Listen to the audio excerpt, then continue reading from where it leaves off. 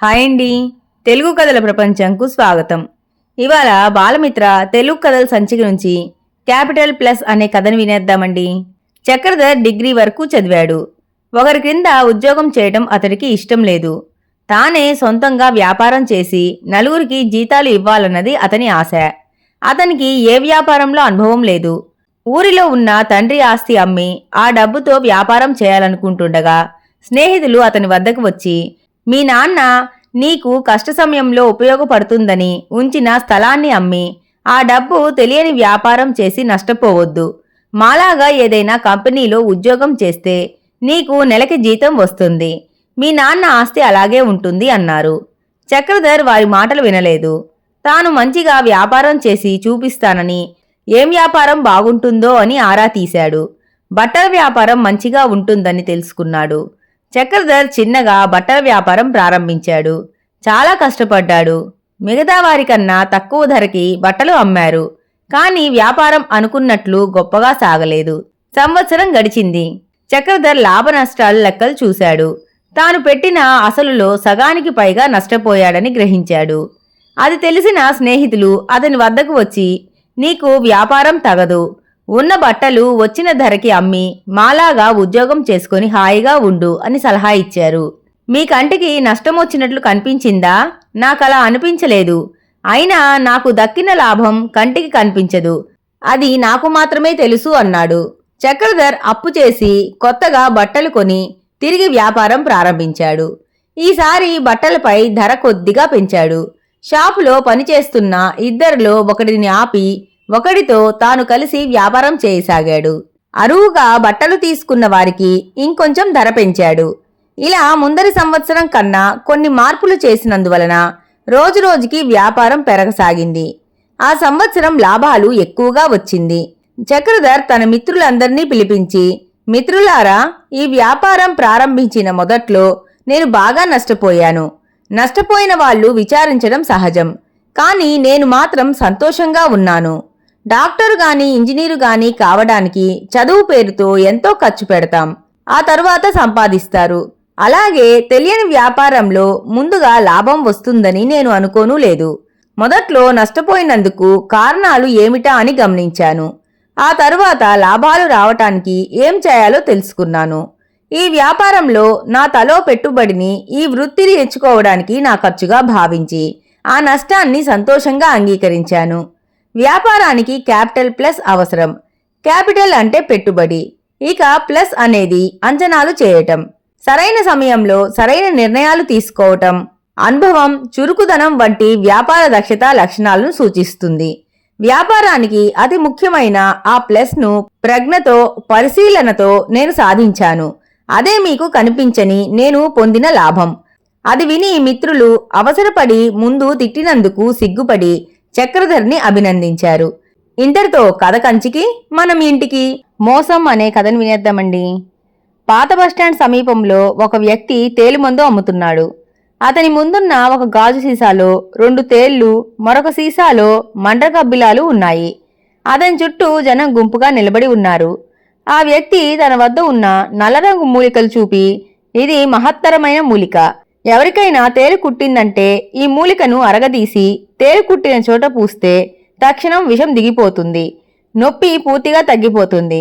అంతేకాదు, ఈ మూలికను మొలలో తాయెత్తులా కట్టుకుంటే మీరు పొలాలకు వెళ్ళినప్పుడు మీ దరిదాపుల్లోకి విషసర్పాలు రావు. ఇది అరుదైన మూలిక, ప్రతి ఇంటిలో ఉండవలసినది అన్నాడు. 10 నిమిషాలు అయింది. జనం చూస్తున్నారే గాని కొనడానికి ఎవరూ ముందుకు రాలేదు. అప్పుడు ఆ వ్యక్తి, మీకు నా మాటల మీద నమ్మకం లేనట్లుంది. ఈ మూలిక గుణం ప్రత్యక్షంగా చూపిస్తాను. అప్పుడు గాని మీకు నాపై నమ్మకం కలగదు అన్నాడు. అందరూ అతను ఏం చేయబోతున్నాడో అని ఆశ్చర్యంగా చూస్తూ ఉండగా ఆ వ్యక్తి గాజు సీసాల నుండి నల్లతేలుని పైకి తీశాడు. దాని కొండెకు దారం కట్టి ఉంది. ఆ దారం సహాయంతో తేలును గాలిలో నిలిపి, మీలో ఎవరైనా ధైర్యవంతులు ఉంటే ముందుకు రండి, ఈ తేలుతో కుట్టించుకోండి. నా వద్ద ఉన్న మూలిక ప్రభావంతో తక్షణం నొప్పి తగ్గిస్తాను. అప్పటికి గాని మీ అందరికీ ఈ మూలిక శక్తి తెలుస్తుంది అన్నాడు. జనంలో నుండి ఒక్కరూ ముందుకు రాలేదు. ఆ వ్యక్తి నవ్వుతూ, ఇంతమందిలో ఒక్కరూ ధైర్యవంతులు లేరా? మీ ఊరిలో అంతా పిరికివాళ్ళా అని నవ్వసాగాడు. అప్పుడు ఒక వ్యక్తి ముందుకు వచ్చాడు. ఆ వ్యక్తి మూలిక అమ్మేవాడితో, నేను దేనికి భయపడను, ఆ తేలు చేత కుట్టించుకుంటాను. కాని తక్షణం ఆ మూలిక ద్వారా నా నొప్పి తగ్గించాలి. అలా తగ్గించకపోయావో ఈ గుంపు జనం నీ తోలు తీస్తారు అన్నాడు. మూలికలమ్మేవాడు ఆ వ్యక్తి ధైర్యానికి మెచ్చుకొని తన వద్ద ఉన్న తేలుకొండను ఆ వ్యక్తి చేతికి తాకించాడు. మరుక్షణం ఆ వ్యక్తి చచ్చాన్రోయ్ నాయనోయ్ అని పెద్దగా అరిచాడు. నొప్పి తట్టుకోలేకపోతున్నాను, వెంటనే మూలిక మందు వేయి అని అరవసాగాడు. తేలు విషమెక్కినప్పుడు గోల పెడుతుంటే మూలికలు అమ్మేవాడు తన వద్ద ఉన్న మూలికలని జనానికి చూపిస్తూ, చూశారా, ఈ మూలికను మీ ముందే ఆ వ్యక్తికి పట్టించి బాధ తగ్గిస్తాను అన్నాడు. ఆ వ్యక్తి నొప్పి తట్టుకోలేక, ఓరయ్యో నీ సోది ఆపి ముందు నాకు నొప్పి తగ్గించు, తట్టుకోలేకపోతున్నాను అని అరుస్తూ పెద్దగా ఏడవసాగాడు. తరువాత మూలికలు అమ్మేవాడు ఆ మూలిక అరగదీసి తేలు కుట్టిన చోట పట్టించాడు. క్షణంలో ఆ వ్యక్తికి నొప్పి తగ్గిపోయి, అమ్మయ్యా నొప్పి తగ్గిపోయింది, ఈ మూలిక ఇంట్లో ఉండవలసినది, నాకు ఒకటి ఇవ్వు అని డబ్బులిచ్చి మూలిక తీసుకుని వెళ్ళిపోయాడు. ఆ తరువాత జనానికి ఆ మూలిక విలువ తెలిసింది. అందరూ ఎగబడి ఆ మూలికలు కొన్నారు. గంటలో అన్ని మూలికలు అమ్ముడుపోయాయి. ఆ వ్యక్తి వెళ్ళిపోయాడు. సాయంత్రం గ్రామం పొలిమేరల్లో మూలికలమ్మే వ్యక్తిని తేలు కుట్టించుకున్న వ్యక్తి వచ్చి, నీ వద్ద ఉన్న మూలికలు అంతా అమ్ముడు అయిపోయింది కదా, నా నటన బాగున్నందువలన నీకు అమ్ముడైంది, విషం లేని తేలును కుట్టించుకొని బాగా నటించాను, నా వాటా ఇస్తే వెళతాను అంటూ డబ్బులు తీసుకుని వెళ్ళిపోయాడు. ఇంతటితో కథ కంచికి మనం ఇంటికి. పసిమనసు అనే కథను వినేద్దామండి. 6వ తరగతి చదువుతున్న రాజు హాస్టల్ నుండి పారిపోయాడు. హాస్టల్ వార్డెను రాజు తల్లిదండ్రులకు ఫోన్ చేసి, మీ అబ్బాయి రాజు కనిపించడం లేదు అని చెప్పింది. రాజు తండ్రి పేరు రమణ, తల్లి పేరు లక్ష్మి. రాజు కనిపించడం లేదన్న వార్త వినగానే ఇద్దరూ కంగారు పడ్డారు. బంధువులందరికీ ఫోన్లు చేసి రాజు వచ్చాడా అని అడిగారు. అందరూ రాజు రాలేదని చెప్పారు. లక్ష్మి ఏడుస్తూ కూర్చుంది. పొద్దున్నే హాస్టల్ నుంచి తప్పించుకొని బయటికి వచ్చిన రాజుకి ఎక్కడికి వెళ్లాలో తోచలేదు. అమ్మమ్మ గారింటికి వెళ్ళినా నాయనమ్మ గారింటికి వెళ్ళినా నన్ను తీసుకుపోయి అమ్మ నాన్నలకి అప్పగిస్తారు. వాళ్ళు నన్ను తిట్టి కొట్టి మళ్ళీ హాస్టల్లో పడేస్తారు. నాకేమో హాస్టల్లో ఉండాలని లేదు, ఎలా అని రాజు ఆలోచించాడు. రాధత్తయ్య జ్ఞాపకం వచ్చింది రాజుకి. రాధత్తయ్య చాలా మంచిది, నన్నెప్పుడూ తిట్టదు, చాలా ప్రేమగా ఉంటుంది, వాళ్ళింటికి వెళ్తా అని నిర్ణయించుకున్నాడు. బస్సెక్కి రాధత్తయ్య ఇంటికి వెళ్ళాడు. రాజుని చూడగానే రాధకి జాలి కలిగింది. వాడిని కౌగిలించుకొని, ఏడవకు రాజు, నా దగ్గరికి వచ్చావు కదా, ఇక నీకేం భయం లేదు, ఏడవకు అని ఓదార్చి కళ్ళు తుడిచి మంచినీళ్లు ఇచ్చింది. తరువాత శుభ్రంగా స్నానం చేయించింది. తన కొడుకు బట్టలు రాజుకి తొడిగింది, అన్నం పెట్టింది. తరువాత రాజుకి దగ్గరగా కూర్చుని, రాజు, నీకు హాస్టల్లో ఉండటం ఎందుకు ఇష్టం లేదు అని అడిగింది. రాజు, అత్తా, రూంలో పిల్లలు నన్ను కొడతారు, నా వస్తువులు లాక్కుంటారు, నా నోట్బుక్కుల్లో పేపర్లు చింపేస్తారు, నేను వార్డెన్తో వాళ్ళ గురించి చెప్పాను, నీ వస్తువుల్ని నీవే జాగ్రత్తగా చూసుకోవాలి అంది. ఎలా చూసుకోవాలి? కొట్టి లాక్కుంటారు కదా, నాకక్కడ ఉండాలంటేనే భయంగా ఉంది, అమ్మా నాన్న నా మాట విననే వినరు, అందుకనే వచ్చేశాను, నేనెక్కడికి వెళ్ళను అన్నాడు ఏడుస్తూ. వెళ్ళొద్దులే, ఏడవకు అంది రాధత్తయ్య. రాధ రమణకు ఫోన్ చేసి రాజు సంగతి చెప్పింది. రమణ, లక్ష్మి వెంటనే రాధ ఇంటికి వచ్చారు. తల్లిదండ్రుల్ని చూడగానే రాజు భయపడి బెడ్రూంలో దాక్కున్నాడు. వదినా, రాజుని నేనిక్కడకు తీసుకువస్తాను, కాని వాడిని మీరు తిట్టకూడదు, కొట్టకూడదు, అలా అయితేనే నేను వాడిని తీసుకుని వస్తాను అంది రాధ. పిల్లల్ని కోపడకపోతే ఎలా బాగుపడతారు? హాస్టల్లో ఉంచితేనే పిల్లలకి క్రమశిక్షణ ఉంటుంది, చదువు బాగా వస్తుంది, వాడి చదువు కోసమేగా అంత డబ్బు కట్టి హాస్టల్లో చేర్చాం అన్నాడు రమణ. అన్నయ్య, నీవు చెప్పింది నిజమే, హాస్టల్లో ఉంటే క్రమశిక్షణ చదువు వచ్చే మాట వాస్తవమే, హాస్టల్లో పిల్లల్ని బాగానే చూసుకుంటారు గదా అంది లక్ష్మి. వదిన, కన్నతల్లి తన బిడ్డను చూసుకున్నట్లుగా ప్రపంచంలో ఎవరూ చూసుకోలేరు. ఉదాహరణకు పిల్లవాడు పరిగెత్తుతూ కింద పడ్డాడనుకో, అమ్మా అని అరుస్తాడు. ఎందుకు? అమ్మవాడికి రక్షణ కవచం. వాడి మనసుకు ఏదైనా బాధ కలిగిందనుకో, ఎవరితో చెప్పుకోవాలి? ఆయాతోనా? ఆయా మనం అర్థం చేసుకున్నట్లు వాడిని అర్థం చేసుకుంటుందా? వదిన, పిల్లలకి ఏ కష్టం వచ్చినా అమ్మా అని ఏడుస్తారు. అందువలన పిల్లల్ని చిన్న వయసులో మన దగ్గరే ఉంచుకొని చదివించటం మంచిది అంది రాధ. నేనెంత ప్రేమగా చెప్పినా రాజు నా మాట వినడు అంది లక్ష్మి. నీకంత బాధగా ఉంటే రాజుని కొంతకాలం మా ఇంట్లో ఉంచండి, ఇక్కడే సిద్ధుతో పాటు గవర్నమెంట్ హై స్కూల్లో చేర్చుదాం. ఇద్దరూ కలిసి స్కూల్కి వెళ్తారు, కలిసి చదువుకుంటారు అంది రాధ. నీకు ఇబ్బంది లేకపోతే అలాగే చేర్చుదాం. ముందు రాజుని పిలువు అన్నాడు రమణ. రాధ బెడ్రూంలోకి వెళ్లి రాజుని వెంటబెట్టుకుని వచ్చింది. రాజు తల్లిదండ్రుల దగ్గరకు వెళ్లకుండా మేనత్త చేయి పట్టుకుని భయంగా నిలబడ్డాడు. ఏం భయం లేదులే, నిన్ను మేమేమీ అనం, మా దగ్గరకు రా రాజు అని పిలిచారు తల్లిదండ్రులు. నెమ్మదిగా వారి దగ్గరకు వచ్చాడు రాజు. తల్లిదండ్రులు వాడిని తమ ఇద్దరి మధ్యలో కూర్చోబెట్టుకున్నారు. రాజు, అత్త దగ్గరుండి సిద్ధుతో పాటు స్కూల్కి వెళ్లి చదువుకుంటావా అని అడిగాడు రమణ. ఓ, ఇక్కడే అయితే హాయిగా ఉంటా అన్నాడు రాజు సంతోషంగా. తరువాత రాజుని సిద్ధు చదివే స్కూల్లోనే చేర్చారు. ఎంచక్క ఇద్దరూ కలిసి స్కూల్కి వెళ్తున్నారు, కలిసి చదువుకుంటున్నారు. పెద్దవాళ్ళు పిల్లల మనసుని అర్థం చేసుకుని ప్రవర్తించాలి. ఇంతటితో కథ కంచికి, మనం ఇంటికి. మొక్కుబడి అనే కథను వినేద్దామండి. రాజంపేటలో రమణ అనే పిసినారి ఉండేవాడు. ఆ గ్రామంలో రమణ పిసినారితనం గురించి తెలియని వారు ఎవరూ లేరు. రమణకి పూర్వీకులు సంపాదించిన ఇల్లు ఉంది. అతడి కొరకు ఒక గది మాత్రం ఉంచుకొని తక్కిన ఇల్లు అంతా బాడుగలకి ఇచ్చి ఆ డబ్బుతో కాలం గడపసాగాడు. 3 పూటలు తింటే డబ్బు ఖర్చు అయిపోతుందని ఒక్క పూట మాత్రమే తినేవాడు.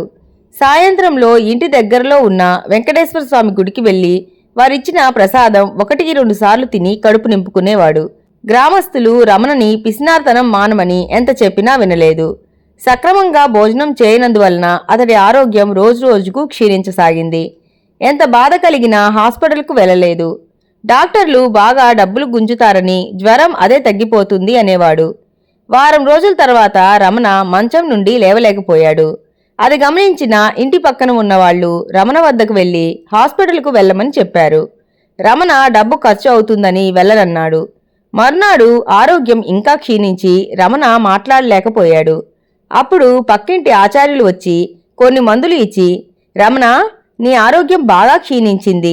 మందులు ఎంతవరకు పనిచేస్తుందో నాకు తెలియదు. కానీ మందులకు మించి ఆ భగవంతుడు ఉన్నాడు. నిన్ను అతడే కాపాడాలి అన్నాడు. రమణ బాధతో దగ్గరలో ఉన్న దేవుని పటం చూసి నమస్కరించాడు. ఆచార్యులు నవ్వుతూ, నీ నమస్కారంతో దేవుని మనసు కరిగిపోతుందా? ఏదైనా మొక్కు చెల్లిస్తానని మొక్కుకో, నీ జ్వరం పూర్తిగా తగ్గిపోతుంది. ఇప్పుడు నీ ప్రాణాలు ముఖ్యం, నీ పిసినార్తనాన్ని పక్కన పెట్టు అన్నారు. రమణ దీనస్వరంతో, ఏం మొక్కుకోవాలో మీరే చెప్పండి, ఈ బాధ భరించలేకపోతున్నాను అన్నాడు. నీ జ్వరం పూర్తిగా తగ్గిపోయిందంటే మన గ్రామంలో ఉన్న వెంకటేశ్వర స్వామికి నీ వేలికి ఉన్న బంగారపు ఉంగరం కానుకగా ఇస్తానని మొక్కుకో, నీ జ్వరం తగ్గిపోతుంది అన్నారు. బంగారు ఉంగరం అనడంతో రమణ పై ప్రాణాలు పైనే పోయినంత పనైంది. కాని బాధ భరించలేకుండా ఉండటంతో సరేనని నెమ్మదిగా పైకి లేచి మొక్కుకున్నాడు. ఆచార్యులు సంతోషంతో, నువ్వు మనస్ఫూర్తిగా దేవునికి మొక్కుకున్నావు. ఇప్పుడు నేనిచ్చిన మందు దేవుని సహాయంతో పనిచేస్తుంది. నీ జ్వరం తగ్గిపోతుంది అని వెళ్ళిపోయారు. అన్నట్లుగా మరుసటి రోజు రమణకి జ్వరం పూర్తిగా తగ్గిపోయింది. సంతోషంతో బయట తిరగసాగాడు. కాని దేవుని మొక్కు చెల్లించలేదు. గ్రామస్తులకు అతడి మొక్కు గురించి తెలియదు. కాబట్టి ఎవరూ మొక్కుబడి సంగతి గుర్తు చేయలేదు.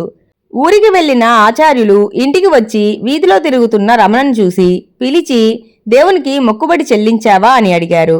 రమణ నిర్లక్ష్యంగా లేదు అన్నాడు. ఆచార్యులు కోపంతో, రమణ, నీకు ఆటలాటగా ఉందా? దేవుడి ముందు నీ పిచ్చి ఆటలు సాగదు, ముందు నీ మొక్కుబడి చెల్లించు అన్నారు. రమణ నవ్వుతూ, ఆచార్యులు, నా జ్వరం తగ్గింది దేవుని వలన కాదు, మీరు ఇచ్చిన మందుల వలన. దీనికి నేను ఎందుకు నా బంగారపు ఉంగరం దేవుడికి ఇవ్వాలి అన్నాడు. రమణ, నీకు పిచ్చి పట్టిందా? ఆ రోజు నా ముందు దేవునికి జ్వరం తగ్గితే బంగారపు ఉంగరం కానుకగా ఇస్తానని చెప్పావు. ఇప్పుడు మాటలు మారుస్తున్నావే, తప్పు చేస్తున్నావు అన్నారు. అంతలో గ్రామ పెద్దలు 4 అక్కడికి వచ్చి కారణం తెలుసుకుని, రమణ, నువ్వు తప్పు చేస్తున్నావు. దేవుడి మొక్కు విషయంలో ఇలా పిచ్చిగా ప్రవర్తించకు, నీకే అపాయం అన్నారు. మీరంతా కలిసి నన్ను మరీ భయపెడుతున్నారు. సరే, మీ మాట ప్రకారం నేను జ్వరం తగ్గితే దేవుడికి బంగారపు ఉంగరం ఇస్తాను. కానీ గుడి హుండీలో వేయును. దేవుడు నా వద్దకు వచ్చి నా బంగారపు ఉంగరం తీసుకుని పొమ్మనండి అన్నాడు రమణ. రమణ, దేవుడు మనకు కనిపించడు, కానీ గుడిలో విగ్రహ రూపంలో ఉండి మనల్ని కాపాడుతూ ఉంటాడు, మన కోరికలు తీరుస్తూ ఉంటాడు. ఈ సంగతి తెలియని వారు ఎవరూ లేరు. కానీ నువ్వు ఎందుకు ఇంత మూర్ఖంగా ప్రవర్తిస్తున్నావు? వెంటనే నీ ఉంగరం తీసుకుని వెళ్ళి గుడి హుండీలో వేసిరా అన్నారు ఆచార్యులు. కనిపించని ఆ దేవుడికి నేను ఉంగరం ఎందుకు ఇవ్వాలి? మీరు దేవుడిని పిలుచుకురండి, వెంటనే నా ఉంగరం ఇస్తాను మొండిగా అన్నాడు రమణ. పిచ్చివాడా, దేవుడు పైన ఉన్నాడు, మన మాటలు అంతా వింటూ ఉంటాడు. ఆయన మొక్కుబడి తీర్చకపోతే నిన్ను శిక్షిస్తారు అన్నారు గ్రామ పెద్దలు. రమణ నవ్వుతూ, దేవుడు పైన ఉన్నారా? అయితే నా ఉంగరం తీసి పైకి విసురుతాను. ఆయన తీసుకుంటే సరి, లేకపోతే ఆయన వదిలిస్తే అది కింద పడుతుంది. అంతే, బంగారపు ఉంగరం తీసి, దేవుడా నా మొక్కుబడి కింద ఈ ఉంగరం విసురుతున్నాను, మీకు వద్దనుకుంటే క్రింద పడేయండి అంటూ ఉంగరాన్ని పైకి విసిరాడు. సరిగ్గా అటుగా వచ్చిన గద్ద ఉంగరాన్ని ముక్కుతో పట్టుకొని వేగంగా వెళ్ళింది. రమణ అరుస్తూ పరిగెత్తాడు. గద్ద ఉంగరాన్ని దగ్గరలో ఉన్న వెంకటేశ్వరుని ఆలయంలో వదిలి వేగంగా వెళ్ళిపోయింది. అది గమనించిన ఆచార్యులు, మొత్తానికి నీ మొక్కుబడి దేవునికి చేరింది అంటూ వెళ్ళిపోయారు. రమణ విచారంతో ఇంటివైపు నడిచాడు. ఇంతటితో కథ కంచికి మనం ఇంటికి. ఈ కథ గనక మీకు నచ్చినట్లయితే లైక్ చేసి, షేర్ చేసి, కామెంట్ చేసి మన ఛానల్కి సపోర్ట్ చేసేయండి ఫ్రెండ్స్. ఇక ఉంటానండి, బై బై.